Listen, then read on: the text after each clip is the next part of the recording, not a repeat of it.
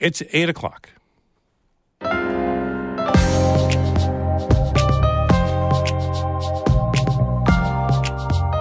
Good morning. This is Northern Light for Friday, April 19th. I'm Monica Sandreski. And I'm Todd Moe. The community of North Creek is crossing their fingers for a state grant to keep their nursing home open.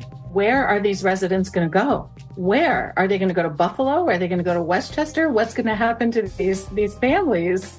An update on Elderwood at North Creek coming up. We'll take a tour of the shop in the lower Adirondacks that makes all those yellow and brown Adirondack Park signs.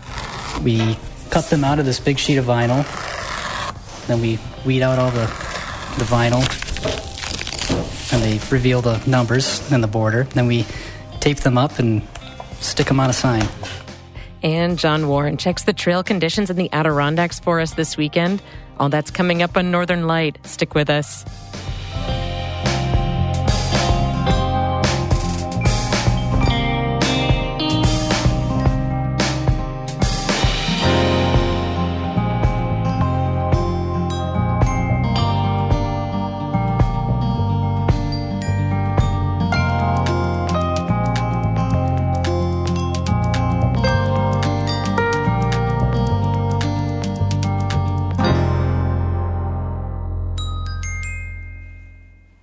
Broadcast of Northern Light here on North Country Public Radio is supported by Seacom Credit Union, serving the financial needs of people throughout northern New York and northwestern Vermont in person, online at seacom.org, and on your smartphone.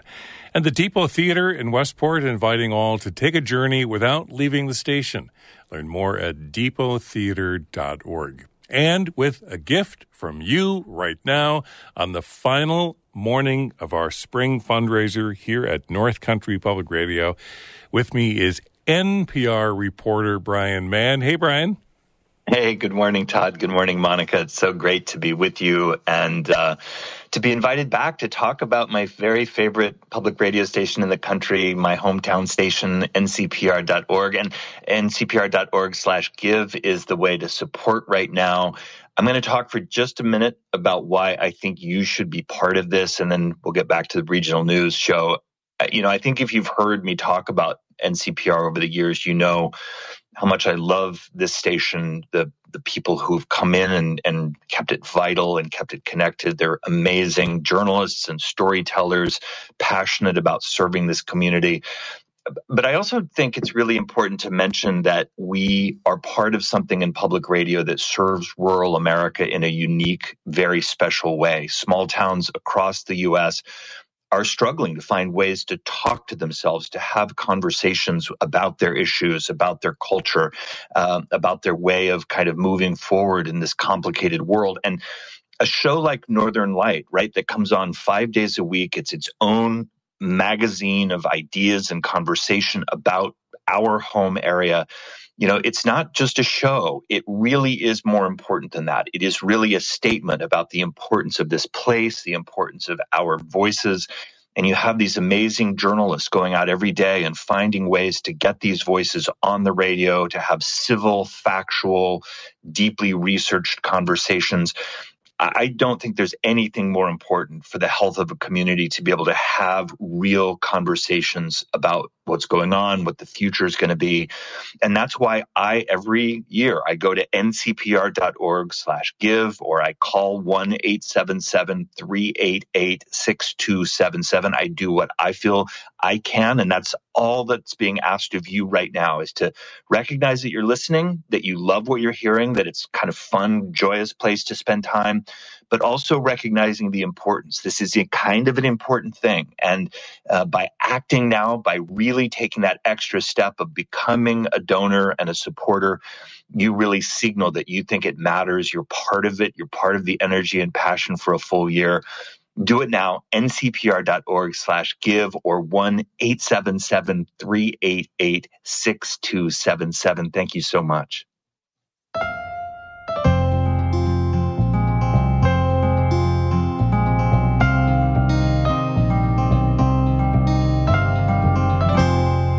This is Northern Light. I'm Monica Sandreski. And I'm Todd Moe.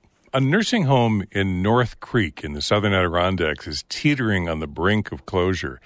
Elderwood at North Creek has 82 beds. The nursing facility is in serious financial trouble. Amy Feirazel reports. On Tuesday night, the town of Johnsburg held its monthly meeting. It was a bit more crowded than usual, with about 40 members of the public sitting in. They were there for the first bullet on the agenda, Elderwood at North Creek. The facility's administrator, Heidi Schemp, stressed that for residents of the nursing home, it's business as usual. We are not in closure. We are operating as normal. We are providing all the services and quality of care that we need to provide to our residents. Schemp gave more insight into the inner financial workings of the nursing home, which has struggled with finances for decades now and took a hard hit during COVID-19. She said the stagnant Medicare reimbursement rate is what put them into this hole. It's basically stayed the same since 2007. But to stay open in the short term, she says they need a $2.5 million Vital Access Provider grant from the State Department of Health, which they've applied for and haven't heard back on. That would be their bridge to sustainability, said Director of Nursing Brianne Parker. It's just the right now. It's this moment that we need it for this amount of time. One audience member asked if the nursing home is doomed to close no matter what happens. Schemp said absolutely not. We're not asking for the government to just keep paying us, right? So we have goals. We've met and exceeded a lot of our goals already. Elderwood has received VAP grants in the past, and they require a sustainability plan. Schemp said they've been able to improve Elderwood's bottom line over the last few years by reducing their need for travel in agency nurses. But they're still in trouble, and Schemp said the parent company of Elderwood has been covering their losses, but won't do that forever. If they get a no back about the $2.5 million, she said they would start to close immediately. We would say we would attempt to discharge no more than a certain amount of people every day, and we would find places for those people to go. Schemp said they won't abandon anyone, but she also said it could be very hard to find open beds in other nursing homes. We will make sure that it's safe. It's a safe transition. People are transported. We will help you with paperwork. We will do all the things that we would normally do when we're discharging people, but I cannot guarantee where someone would go. The mood of the meeting was pretty somber. Among the attendees was Christine Powers. She says everyone knows the pain that a closure would mean. Where are these residents going to go? Where? Are they going to go to Buffalo? Are they going to go to Westchester? What's going to happen to these families? You know, it's a thing. It's a thing. Powers owns a local business in town and is on the board of the North Creek Business Alliance. We're really aware of the business lives and the havoc and destruction of potentially our community in economic ways. Chuck Barton, the CEO of the Warren Washington County's Industrial Development Agency, was also there. He said, as the largest employer in town, Elderwood's closure would have devastating business impacts. But he also noted that it's been powerful to see the community rally behind the nursing home. The room was crowded last night, and there were people from different walks of life. There were lots of questions about what locals could do, and Schemp said the community's advocacy is helping. The petitions and letters of support, folks calling their representatives. People we weren't able to talk to before are talking to us. So I can't express to you enough the impact that has had. Schemp said what's happening in their community is emblematic of a local and a much larger struggle. We have two things going on here, right? We have immediate crisis mode of closure, and then we have our long-term plan of how are we going to take care of the elderly. And that is bigger than us. That question looms large as New York's elderly population only grows. Amy Feirazel, North Country Public Radio. Elderwood at North Creek is hosting an open house on Saturday. That's tomorrow from 2 to 4 in the afternoon. It's asking the community to come meet the staff, residents, and families of the facility, and will have a table for writing letters of support.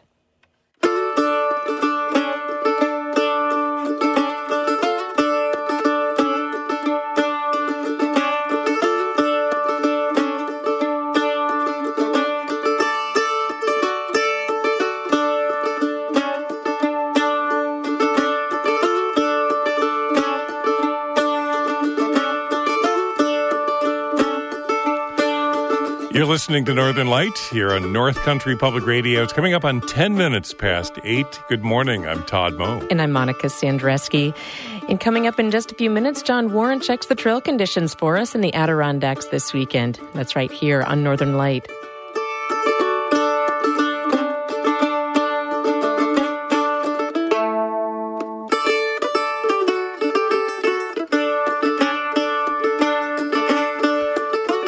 Eddie Lawrence is a musician in Moira, one of many that we're highlighting as part of our Underscore project. It's your contribution that supports news, music, the Underscore project, everything you hear on air and online. So make that gift right now, ncpr.org/give, or call us 877-388-6277. Thank you.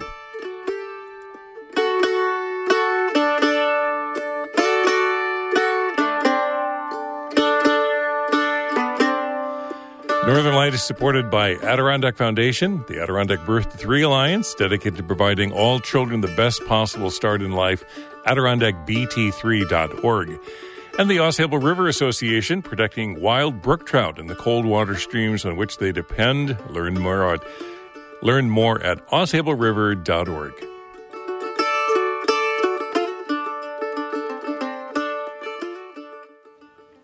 New York lawmakers have authorized a plan to close up to 5 state prisons in the next 90 days. The legislature started passing parts of the state budget yesterday, almost 3 weeks after it was due. The votes also centered on cracking down on hate crime and illegal cannabis shops. Karen DeWitt reports. Governor Kathy Hochul highlighted steps taken in the budget to reduce retail theft. They include increasing penalties for assaulting a retail worker and closing loopholes in current laws to make it easier to arrest and convict people for the online sale of stolen goods. Hochul says store owners will no longer have to fend off on their own brash and organized criminal networks. No one wants to walk into a store to find items locked up behind glass windows, or worse, see one of these sprees firsthand. No one wants to see the shops in their neighborhood boarded up because business owners simply say, I can't do this anymore. It's just not working. It's not worth it. Because that threatens the very vitality of these communities, which I will stop at nothing to protect. The spending plan also creates new powers for local law enforcement to shutter the thousands of illegal marijuana shops now operating in the state. Police will be able to immediately padlock a shop found to be in violation of the state's cannabis laws. Until now, they had to wait until the case wound its way through the courts.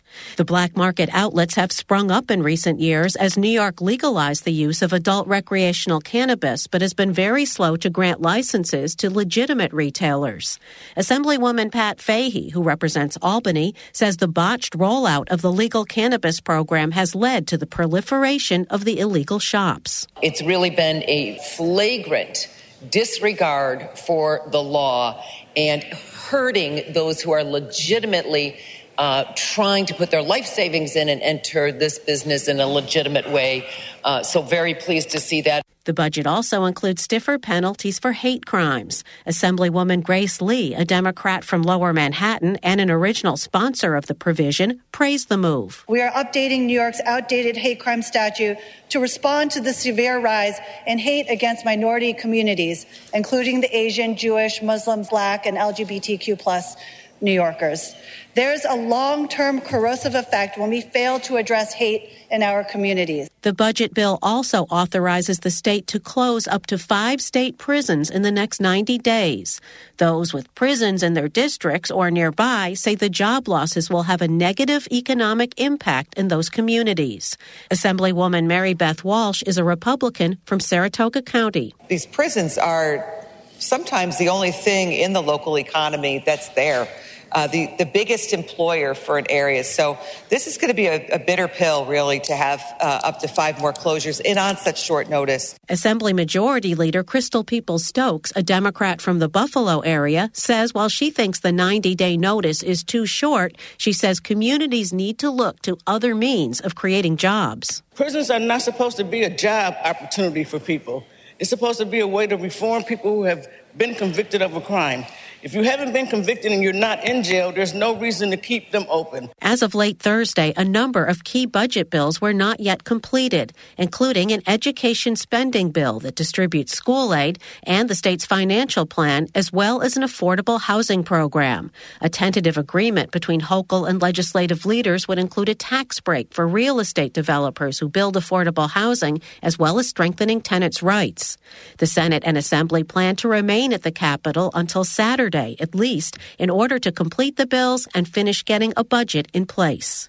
In Albany, I'm Karen DeWitt for the New York Public News Network. The federal government is giving New York almost $160 million to help families afford energy-efficient upgrades for their homes. The funding comes from the Biden administration's Inflation Reduction Act.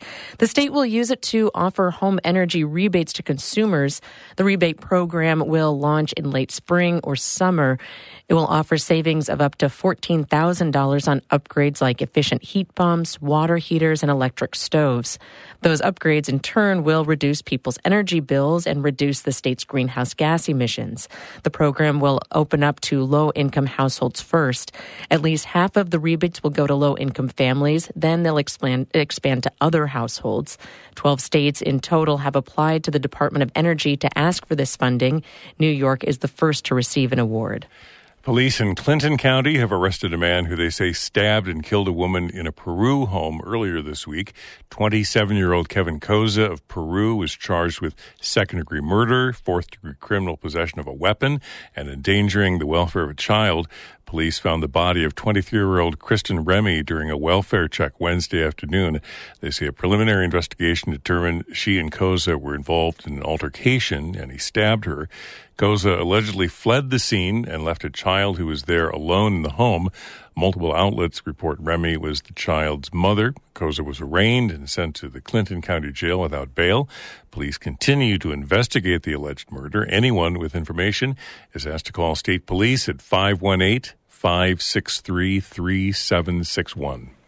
The computer chip company Micron is expected to receive $6.1 billion in federal money to build a $100 billion mega factory north of Syracuse.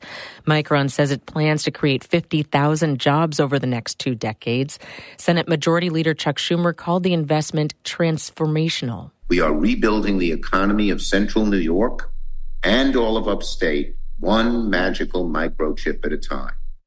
Schumer says memory chip manufacturing is critical to economic and national security. He says the Micron project will affect economies across the region. There are going to be so many subcontractors and so many suppliers across upstate New York for this huge investment that just about every region will gain. The federal government is putting its money where its mouth is. America's future will have Syracuse and upstate New York as its beating heart, thanks to the CHIP Award. Schumer says he hopes Micron will break ground by next year, with the first 2 plants built in the next 7 or 8 years, and the second 2 plants built after that. A portion of the funding will also go toward Micron's existing projects in Idaho.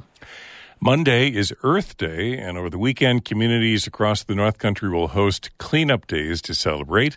Tomorrow morning, there'll be cleanups at the Moreau Community Center in South Glens Falls, the Keene Community Center Pavilion, the Malone Rec Park, Plattsburgh Town Hall, and Boonville's Little Village Park. More local cleanups can be found by searching online. The rain's supposed to stop across much of the region tomorrow, so it'll be a perfect day to take in some nature and pick up some trash. You know those yellow and brown signs you see when you're driving into the Adirondacks, and the signs that hang at state campgrounds, trailheads, and boat launches all around the North Country? Well, they're all made in one place, the DEC Sign Shop in Northville.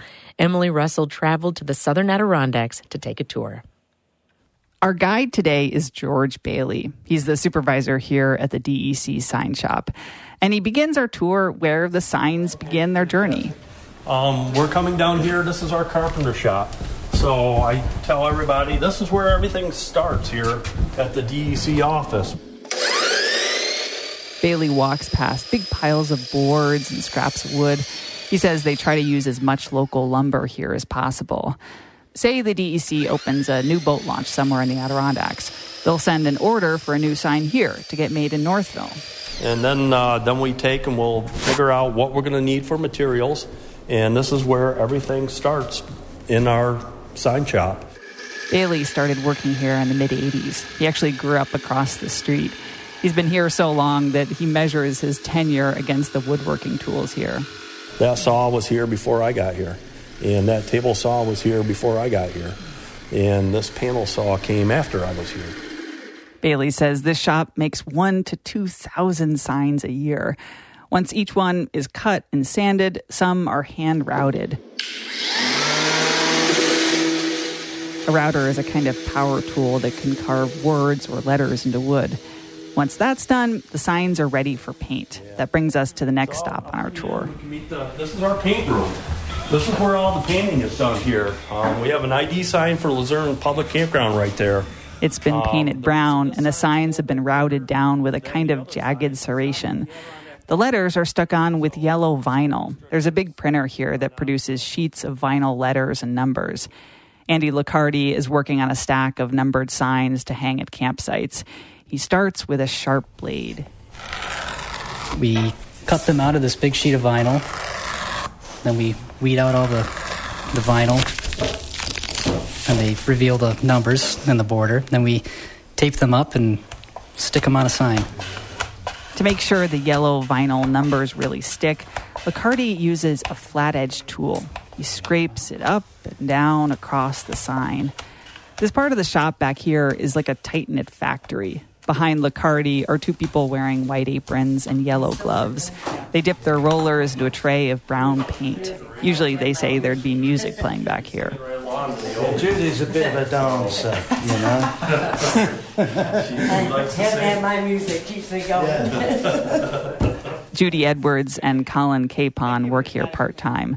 They paint signs here in the winter. And in the summer, they mow lawns and pick up trash at the local DEC boat launches. Capon and Edwards both say the staff here is great and the gig is good. It's outdoors in the summer.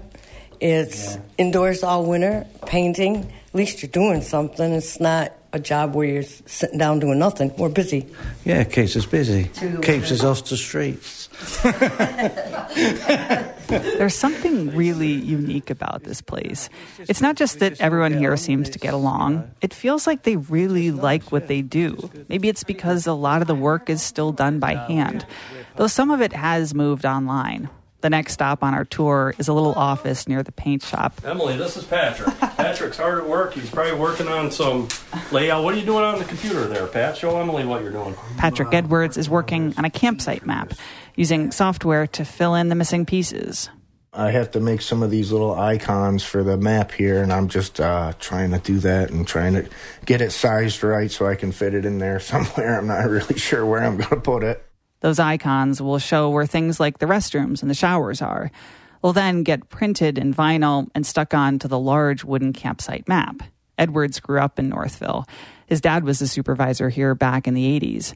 Edwards says he's learned a lot over the years from his own supervisor, George Bailey, like what makes a good, effective sign. Layout and design really matters. It's something you don't really think about a lot, and thankfully George has been here to kind of teach me and train your eye for that sort of thing. If you think about it, there's a big difference between a good sign and a bad one. A clear, simple, well-designed sign can make sure hikers stay on the trail. They can point people in the right direction for boat launches and canoe carries. The final stop on our tour is a big machine just outside George Bailey's office. And this here is going to change a lot of what we do. Bailey is standing by a massive router the size of a ping pong table. It's got blue levers at one end and a large carving device hovering over the middle. It's a machine router, something that Bailey says will change how signs here take shape. It's going to be like we won't be hand routing this stuff. We won't be hand cutting this stuff. This router should do all that stuff. It should take and do all these serrations on all these boards. Before you think a machine router will take jobs or make people here obsolete, Bailey says that's just not going to be the case. This is a small shop. The handful of people here do a lot of different jobs. We wrap up the tour in Bailey's office, where a big sign shaped like the Adirondack Park sits. Patrick Edwards spent about a month putting it together. Bailey looks at it and is clearly proud of the work. To me, that's just a beautiful job. I mean, I hate the fact that it's going to have to leave my office here someday, but But Pat did a beautiful job on that. And, when I leave, Pat will be taking over for me, and just like I took over for his dad. Traditions run deep in the shop. Some will change when the machine router comes online, but a lot will stay the same. Like wooden signs, this shop will likely be around for decades to come. Emily Russell, North Country Public Radio, Northville. You can find photos of the DEC sign shop and the team there at our website, ncpr.org. And while you're there, now is the time to contribute. Go to ncpr.org/give to say these stories, these wonderful feature stories from Emily Russell, this important news reporting from Amy Feiereisel. This matters, and I want to support it, and that matters to me. Give now online at ncpr.org/give. Here to join us and tell us more is NPR's Brian Mann. Hey, Brian. Hey, good morning, Monica. Yeah, you're so right. I mean, what a surprising, beautiful story that was from Emily. I've hiked the Adirondacks for decades, and I've always known that there was this one kind of signature image, the way these signs look. But it never even occurred to me to wonder, where those come from and who the craftspeople are who make them. And, for Emily to sort of fill in that blank and say, when you're out hiking, this is what you see, or when you're driving down the road, and it comes from people who pass this along from generation to generation. That is the kind of little discovery that fills in so much of the richness of what it means to be in the North Country. ncpr.org/give is the way to support that kind of storytelling. Also, in this show today on Northern Light, you heard Amy Feiereisel talking about the retirement nursing home in North Creek. You heard Karen DeWitt talking about prison closures. So, there's this real chemistry of joy moments and outdoor moments and celebration moments. Also, really hard-hitting news at 1-877-388-6277. You support all of that. It's so powerful what these journalists at NCPR put together on a daily basis. They curate all of that for us. They bring it. It's factual. It's deeply researched. It's filled with a joy and love and a connection to our community. And I support that because I can hear it in their voices. I can hear it in their reporting. And I really want you to act and be part of it right now. Support Northern Light. Support what Monica and Todd and the whole team are doing. 1-877-388-6277.